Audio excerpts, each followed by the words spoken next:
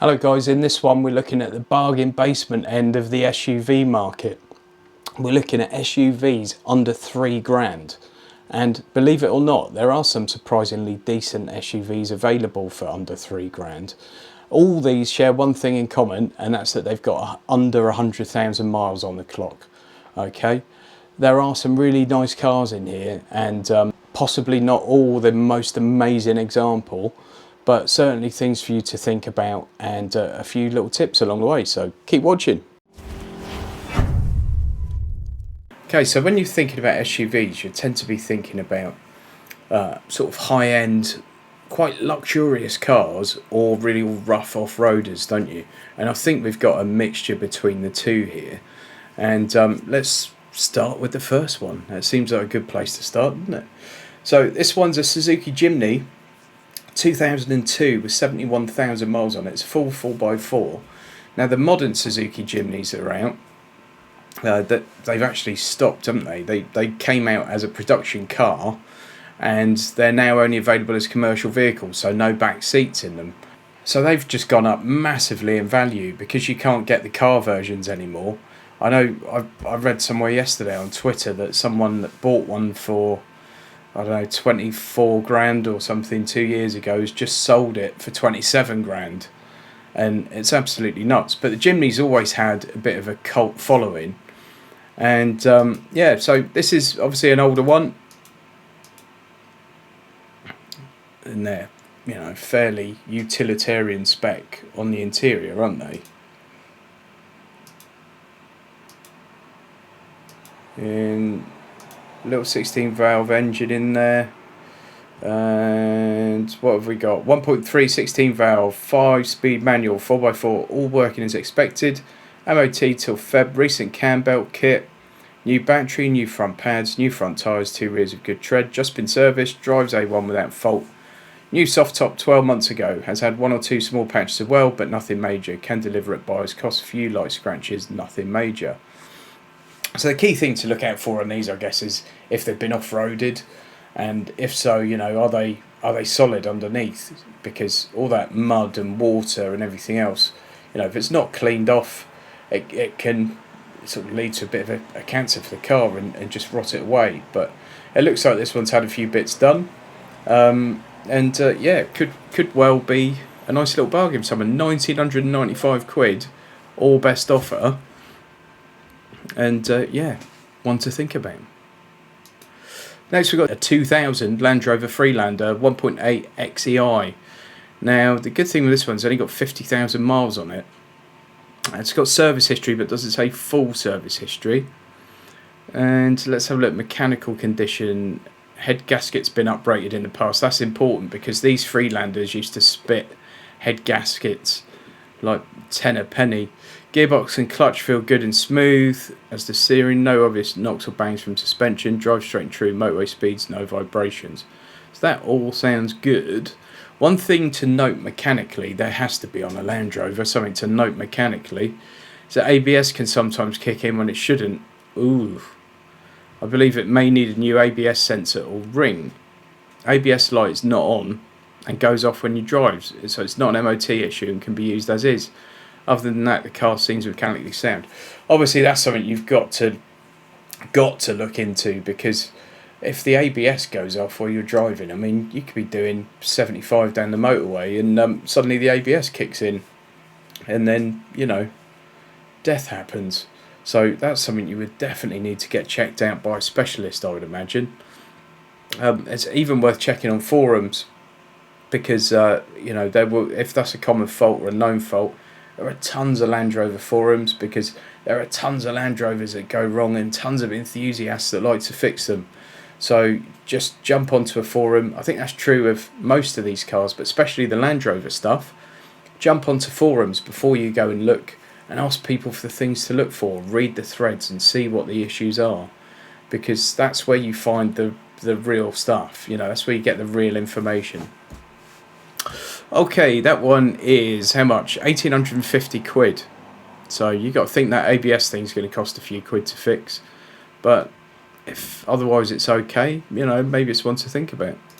So this one's a Honda CR-V 2006. It's 2.2i CDTI Sport. So it's a diesel, this one.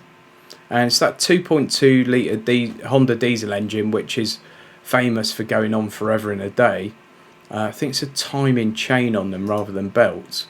But the chain still needs to be changed at some point. It might be 75,000 or 100,000. It needs something doing anyway. I didn't know this. We used to have a 2.2 diesel Honda Accord many moons ago. One owner from you, massive portfolio of history, great, drive superb, original throughout, nice specs, 2 keys, full MOT to be done, drives absolutely spot on. So what you'd ask for that is to get it with an advisory free MOT, I would suggest. To say, look, you know, if you go and like the car and you test drive it, everything works out, you check the history, you maybe get someone mechanically minded to check the car over. If they're going to MOT it, say I'd like it with an advisory free MOT. So if it does come back with any advisories, they fix those up and then MOT it again. But let's have a look at this one.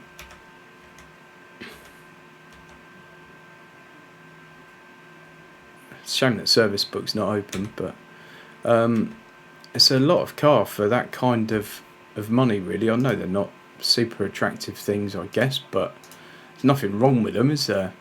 But 2,800 quid, it's not bad.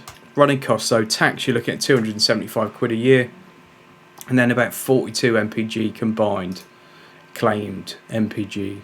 Right, this one's Mercedes-Benz M-Class. It's the 3.7 ML350. Wow. So I'm just going to jump straight to the running costs on this one. 340 quid a year tax and 20 mpg. It's 3.7 litre petrol. So hence the 20 mpg. But there we go. Look at that. It's got a car phone or a mobile phone holder thing built in. Wow. And it's got the phone. That's cool, isn't it? That is actually really cool. It's got a little screen there with the stereo, which, so obviously at the time this was a proper premium car when this came out. 2004, this car would have been serious money. Lovely bit of fake wood in there. Oof. Wow. And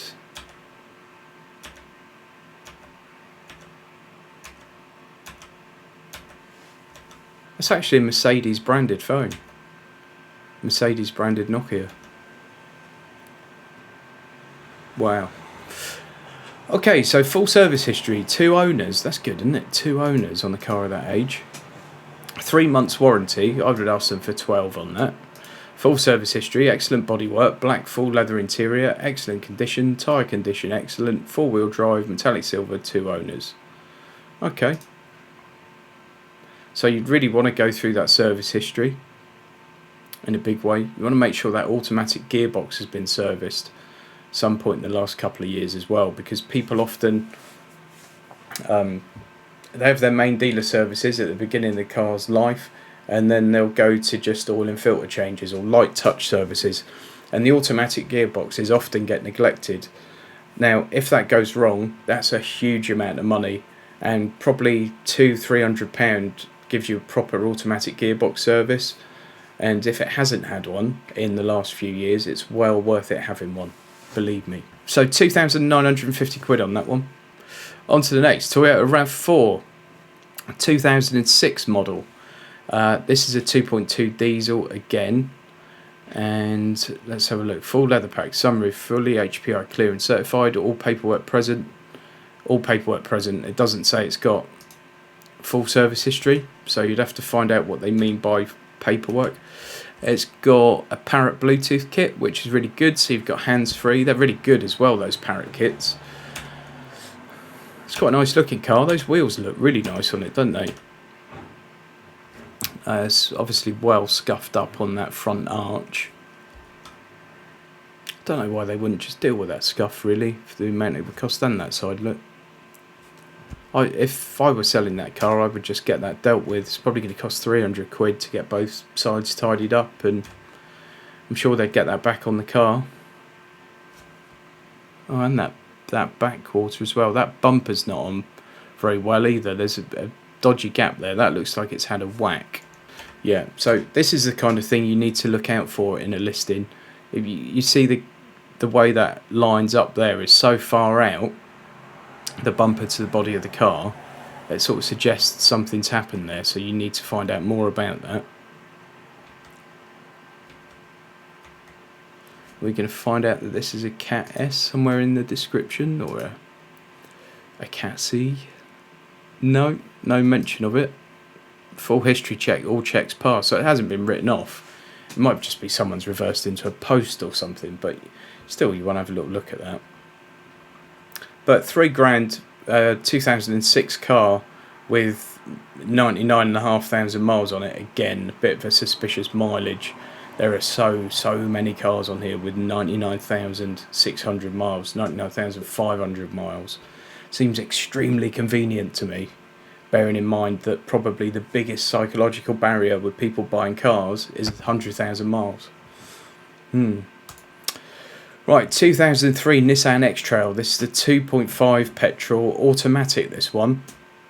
73,243 miles. And this one looks like it's in really good nick. And yeah, I mean, it's not the most exciting interior. You can see the leather's a bit cracked on that seat and stuff, but you could probably condition that and get the leather looking a lot nicer. Odd design in these on the dash, because you've got the instrument binnacle, thanks Ed China for teaching me the word binnacle, is in the middle of the car. This steering wheel looks extremely worn, doesn't it? Extremely worn for a car that's done 73,000 miles. So if this one hasn't got service history, it's one you walk away from. Let's have a look. Genuine low mileage, full service history. Alright, so I would just want to really inspect that service history. Really inspect it, in as much as call the garage that put the stamps in the book and ask them if they did service the car. Drives superb. Not superbly, but superb. Family owned since new, 12 months MOT, full sunroof, leather heated seats, part exchange welcome. $2,000. Again, like, that's a decent car for $2,000 if it is what it says it is. So inspect, don't expect. Lexus RX300 for $2,500. Wow, 3 litre petrol, automatic. Drives very good and well maintained. Done very low, 67k miles. Full mileage history. MOT till August. New MOT optional. Well, why on earth are you going to buy a car at the end of July with 2 weeks MOT on it? Very odd. Ready to drive away. 3 months warranty, 12 months MOT. What? Which is it? Of course you want the MOT on it. 67,000 miles. Also, these dealers that are offering 3 months warranty, you've got to push them up to 6 or 12. All the warranty is basically an insurance policy that they buy. So if they give you a better warranty, it's just cutting into their profit margin a little bit. But rather than negotiate on the price, try and get yourself a longer warranty and one with more cover. Because the cost to them is not huge, and I mean, it's better for you to have a bit more peace of mind, isn't it? 3 months warranty really is a bit of a... what are the running costs on this one? 21 MPG claimed, 340 quid a year in tax. That's not a cheap car to run, is it? Okay, Mazda CX7. So these were never massively popular over here, were they? And they sort of came and went without too many people particularly noticing, I think. Is that fair to say? I think it is. This is the 2.3 turbo 4-wheel drive version. Let's have a look at the running costs on this. So 27.7 MPG, 585 quid a year in tax. Wow. They were quite quick for the time and for the size. Yeah, 8 seconds, 0 to 60, 256 horsepower. So you don't expect that sort of performance on a 2008 SUV really, unless you're looking at real premium stuff or things with ginormous engines in. But it's 2.3 petrol turbo, not massively efficient, and obviously kicks out a bit of CO2. But let's have a look. It looks like it's in pretty decent nick.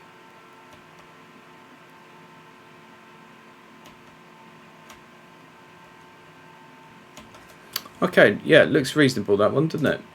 86,500 miles, 6 owners it's had. It is ULEZ compliant. 2,000 quid. You know, that's 2,000 quid's not a lot of money for a big car like that, is it? Even though it's going to cost you a quarter of that every year in road tax. So 2006 Hyundai Tucson. This one's 2 litre petrol CDX 4-wheel drive, and is ULEZ compliant. It's got full service history. Last serviced in July of this year, so that's really good. Probably done by the dealer, I would imagine. So you want to find out what they've done. It might just be oil and filter, but they might have done a bit more, so that's a good question to ask. And let's have a look at the pictures.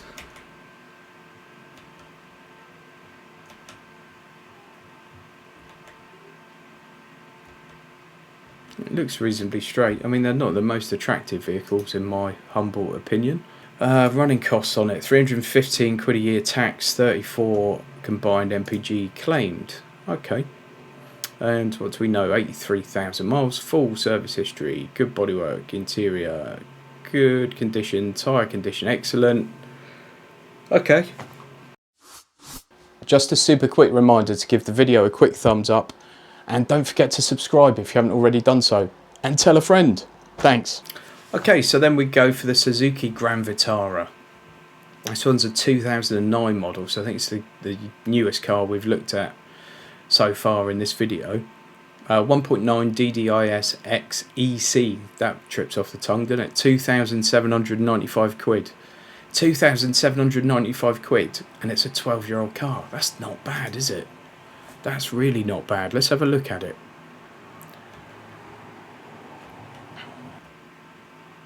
Looks like it could do with a bit of a better clean, but otherwise it looks reasonable. And not bad looking things, are they? I mean, that looks like more than a £3,000 car, doesn't it? 83,000 miles on it. Manual transmission, alloy wheels, HPI clear, blah blah blah. No mention of service history. Here is mention of service history, but that's it. Service history. I hate that. Just give us a bit more info, folks. Give us a bit more, please.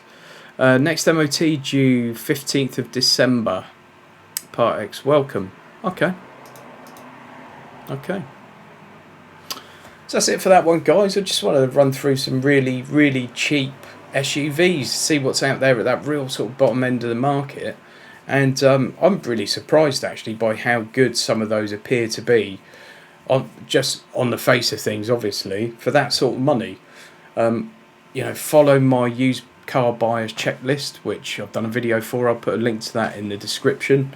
That tells you the kind of things you should be thinking about doing if you're considering buying a used car of any price, really, but especially for the low end, the lower end of the market, because there are some lemons out there, let's face it, and it's important that you do your best to make sure you don't end up with one of those lemons. And like, that is true at any price range, but especially with the cheap stuff.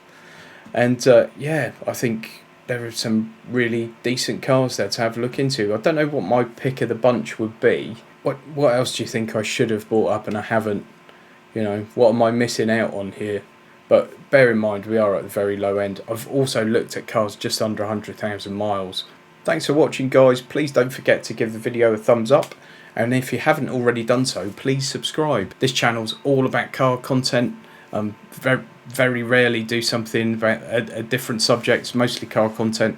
And we've got lots of interesting stuff coming up. My car leasing videos are probably the most popular, but also do lots of used car content. And in August, I'll say August of 2021, in case you're watching this after the event, I'll be at the British Motor Show, so there'll be lots of content there coming up. And yeah, keep watching, spread the word, follow me on socials, support me. There are links in the description, and a pinned comment shows how you can support the channel. And the best way to do that is to subscribe, like, and tell a friend. Thanks, guys.